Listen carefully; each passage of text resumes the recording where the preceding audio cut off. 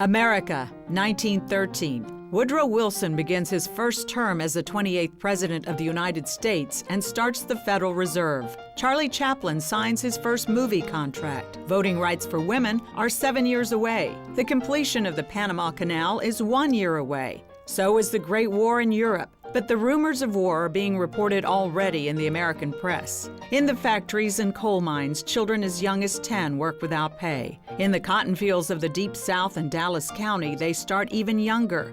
They work in the city's textile mills and candy factories, making deliveries and selling newspapers on the street. Life is hard, and the future is uncertain.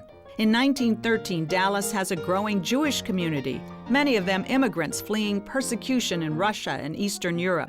75 women of vision from this community see the need and opportunity for volunteer service and form the city's first Jewish women's organization.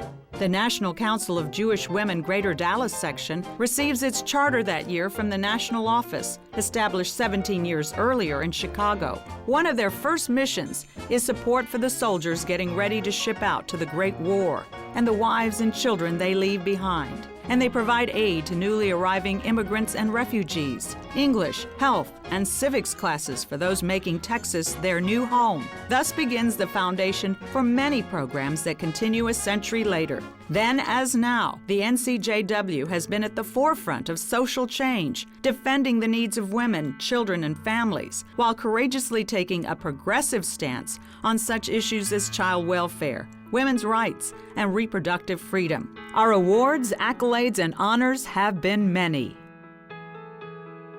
The NCJW has launched, maintained, and funded numerous community service projects to meet needs within the Dallas community during our 100 years of volunteerism. Here are some highlights.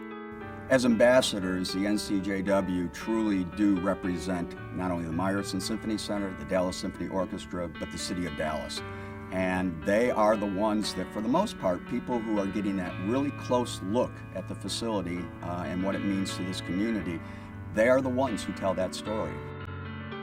And they've been doing it for 23 years. The NCJW has every reason to be proud of what it's brought to this community, and the community should be very grateful for what they have brought. It's been an outstanding partnership, a great relationship.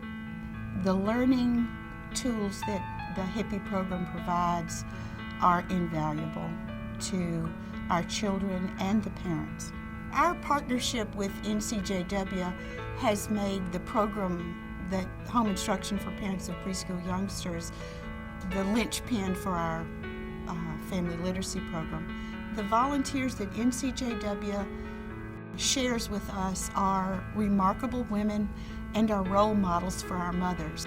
We began to see that there was more to combating childhood obesity and hunger than just the food aspect of it.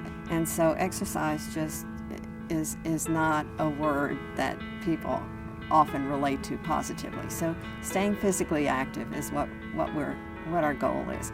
And dancing is far and away the favorite activity.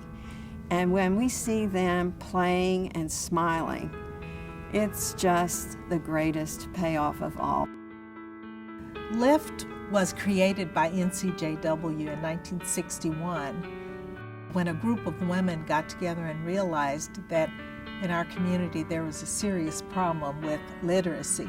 It takes a lot of patience and a lot of love.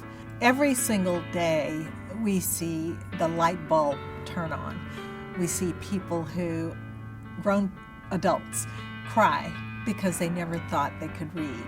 This is the only organization that I've dealt with in the 33 years I've been at Parkland where they've never missed a day. And I really have to salute the NCJW for having that vision to be able to step in, buy the equipment, and that funding continued every year, starting in 1991. It's rare to see any charitable organization be so dedicated to a program. I frankly don't know of one.